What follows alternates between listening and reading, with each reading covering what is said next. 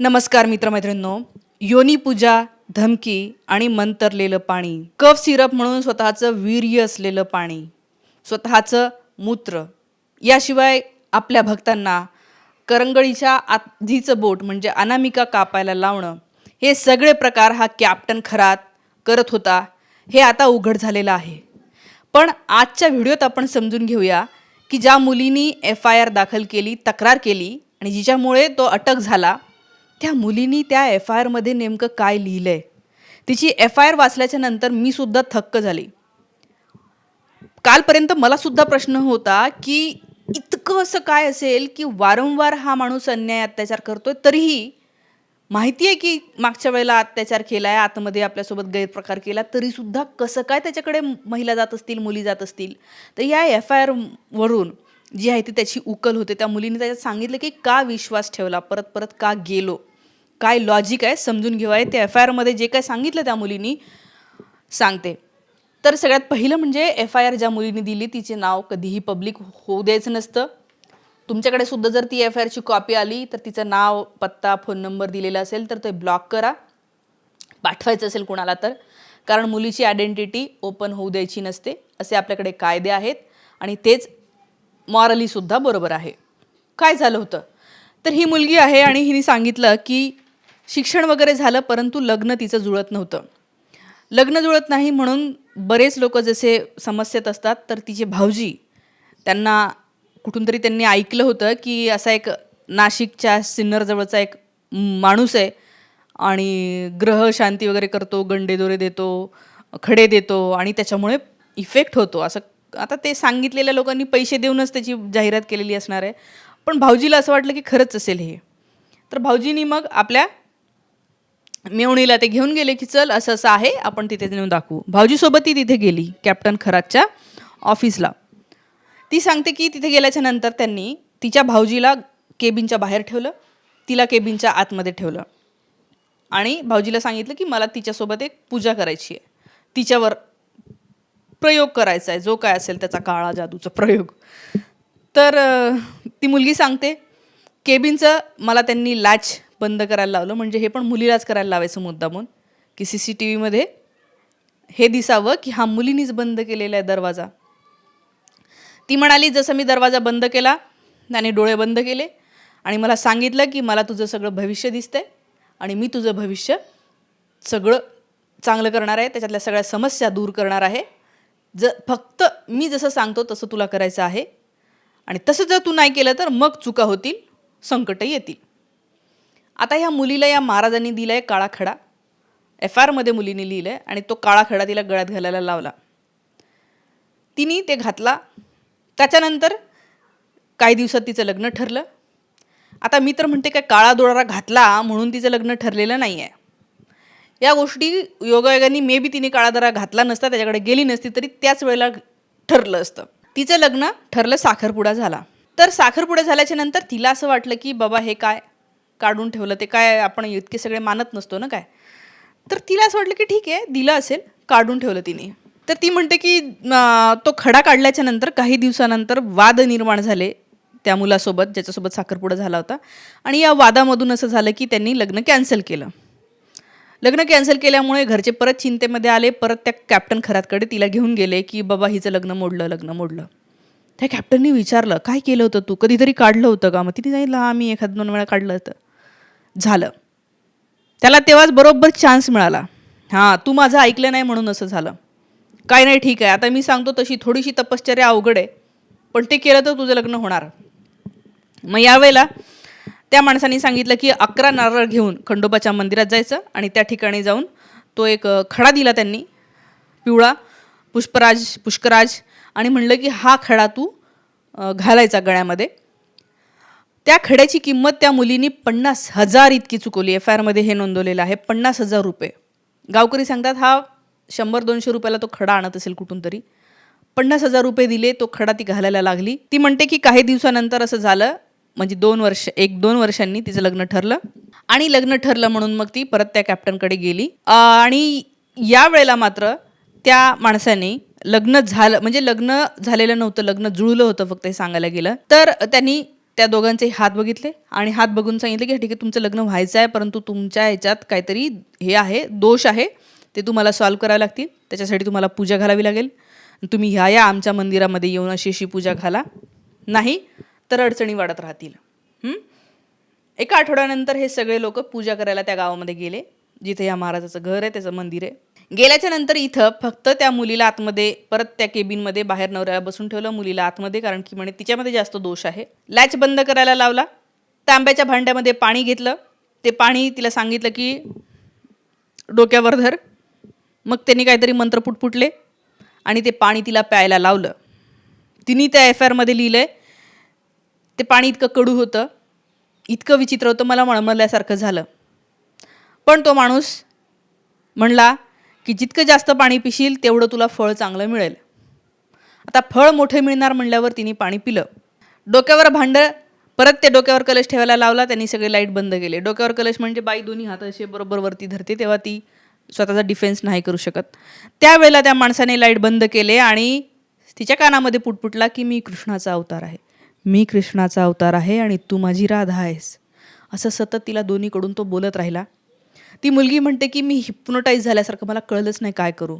May be त्यांनी त्या पाण्यामध्ये काहीतरी गुंगीचं औषध वगैरे टाकलेलं असेल.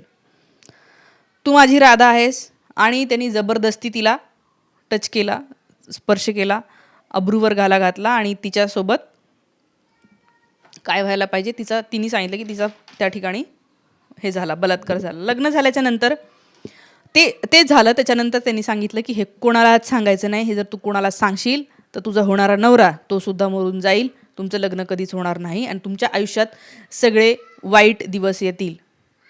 पोरगी घाबरलेली होती, तिने कोणालाच काही सांगितलं नाही. नंतर तिचं लग्न झालं. लग्न झाल्यावर या बाबाचा फोन येतो की तुम्ही लग्न झालं आहे, मला भेटायला या. आता ऑलरेडी या मुलीसोबत हा प्रकार झालेला होता. कुठलीही मुलगी असं काही झालेलं असल्यावर भेदरलेली असते, नसतं जायचं तिला तिथे.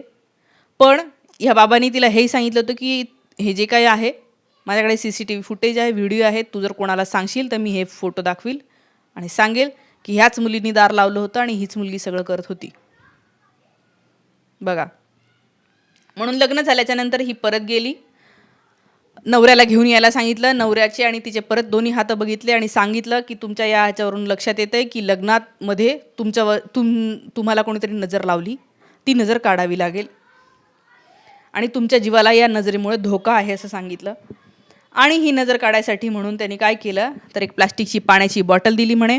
त्याच्यामध्ये काहीतरी टाकून दिलेलं होतं त्यांनी आणि असं सांगितलं की ही बॉटल तुम्ही तुमच्या बेडरूममध्ये ठेवा. काही दिवसानंतर ह्या बॉटलमधलं पाणी काळं होईल तर समजा की तुमची नजर आता गेलेली आहे, नजर निघून गेलेली आहे. आणि जर ते पाणी काळं झालं, नजर निघून जाईल, तेव्हा तुम्ही माझ्याकडे या, परत मग आपण एक विधी करूया आणि म्हणजे सगळे प्रॉब्लेम सॉल्व्ह होतील. आता हा बाबा काय काय प्रकार करतो हे फक्त मुलीला माहीत होतं, नवऱ्याला काहीच माहीत नव्हतं. आणि इतकी घाबरलेली होती ती, कोणाला काही सांगू शकत नव्हती. नवऱ्याला त्यांनी फोन करून सांगितलं की या, तुमचं गेलेलं असेल तर एक पूजा घाला आणि मग झालं. परत हे सगळे लोक गेले. गेल्याच्या नंतर त्या माणसानी सांगितलं की हिला ध्यान लावून जे आहे ते हिची एक विधी करायचा आहे. नवऱ्याला परत बाहेर ठेवलं, मुलीला आतमध्ये नेलं आणि त्या ठिकाणी मग तो म्हणतो की म्हणजे खूप विचित्र गोष्टी त्या माणसाने तिला करायला लावल्या. सांगितलं की आता एक काम कर, तू माझी पूजा कर, माझ्या वेगवेगळ्या अवयवाची पूजा कर आणि तू जर कोणाला सांगितलं हे, म्हणजे तिला ते करायलाच लावलं, कोणाला सांगितलं तर तुला मारून टाकीन, नवऱ्याला. आणि तो म्हटला की तुझ्यावर तर कोणीच विश्वास ठेवणार नाही, बघ माझ्याकडे मुख्यमंत्री आलेले आहेत, माझ्याकडे सगळे लोक येतात, तुझ्यावर कोण विश्वास ठेवणार आहे. ती मुलगी म्हणते मी बोलली नाही कारण की माझ्यावर कोणीच विश्वास नसता ठेवला आणि लोक मला म्हटले असते की हा तुझाच काहीतरी दोष आहे आणि या माणसाने तसं वातावरण तयार केलं असतं, म्हणून ती म्हणते मी कुठेच काही बोलली नाही. आणि परत फोन करून सांगायचा, फॅमिली नवऱ्यासोबत बोलवायचा आणि दुसरं म्हणजे आणि सांगायचं की तुम्ही जर नाही आले तर बघा मी तुझं आयुष्य बर्बाद करून टाकील, तू बाहेर खेळली आहे म्हणून सांगेल, तुझ्या नवऱ्याला हे व्हिडिओ दाखवील, त्याच्यामध्ये माझा चेहरा मी वेगळा दाखवील, असं काय काय ह्या मुलीवर त्यांनी दबाव टाकून तुझं आयुष्य बर्बाद करून टाकील वगैरे वगैरे धमक्या दिल्या आणि या मुलीसोबत असा प्रकार केला. मग आता तरी ही मुलगी बाहेर कशी बोलायला लागली तर तिचे तो भाऊजी ज्यांनी तिला नेलं होतं तिथे, त्या भाऊजींनी कुठून तरी ऐकलं, ज्यांनी आधी चांगलं ऐकलं होतं त्यांनीच वाईटही ऐकलं आणि त्यांनी असं ऐकलं म्हणे की ह्या बाबाच्या विरोधात काही महिलांची तक्रार जी गेलीच होती त्या पेपरला आलं होतं 1 वर्ष आधी. तर भाऊजी म्हटले की तुझ्यासोबतही असं काही केलं का? काही असेल तर मला सांग, घाबरू नको.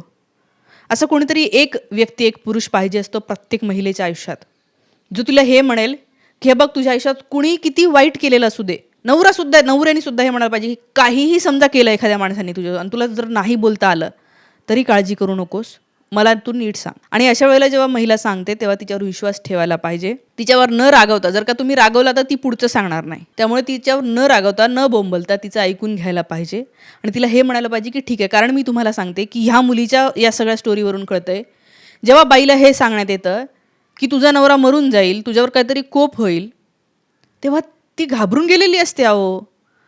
आणि हे सगळं कशामुळे झालं आहे तर हजारो वर्षे आपल्या डोक्यावर इतकं सगळं भीतीचं सावट. आपल्या सत्यनारायणाच्या गोष्टी काय आहे? भीतीच आहे. प्रसाद नाही खाल्ला तर हे होईल, प्रसाद नाही खाल्ला तर ते होईल. अरे ती खरोखर तो देव जर असेल तर तो त्या प्रसादाला मानेल की मनातल्या शुद्धतेला मानेल?